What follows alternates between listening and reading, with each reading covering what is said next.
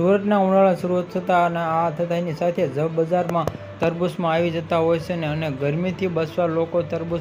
વધુ આરોગ્યતા હોય છે ને કારણ કે તે ગરમીમાં તરબૂચ ખાવાથી થોડી રાહતનો અહેસાસ થાય છે ને આ કે બજારમાં સમયે તડકો નફો કરવા કેટલાક વેપારીઓ તરબૂચને કલર અથવા કે ગરમીથી શરૂઆતને થતાના સાથે જ લોકોને ગરમીથી બચવા અને અવનવા પ્રયોગ કરતા હોય છે ને ત્યારે તરબૂચનું સેવન સૌથી વધુ ગરમીના સમયમાં કરતા હોય છે ને તરબૂચ ખાવાથી શરીરમાં ગરમીનું પ્રમાણ ઘટે છે ને સાથે સાથે પાણીનું પ્રમાણ પણ વધવા લઈને ડિહાઇડ્રેશન જેવી તકલીફ ઓછી થાય છે અને આ સમયે તરબૂચની માંગ બજારમાં હોવાથી વેપારીઓ દ્વારા આ કાચા તરબૂચને લાવી અને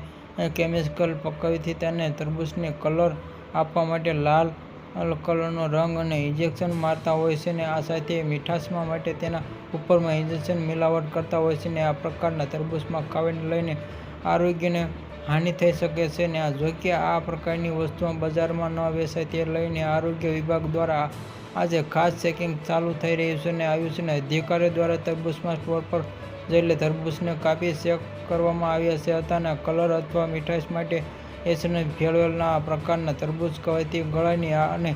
પેટની તકલીફ થતી હોય છે ને જેને લઈને આરોગ્ય વિભાગ દ્વારા ચેકિંગ ચાલુ કરવામાં આવ્યું હતું ને જ્યારે આ પ્રકારની વાત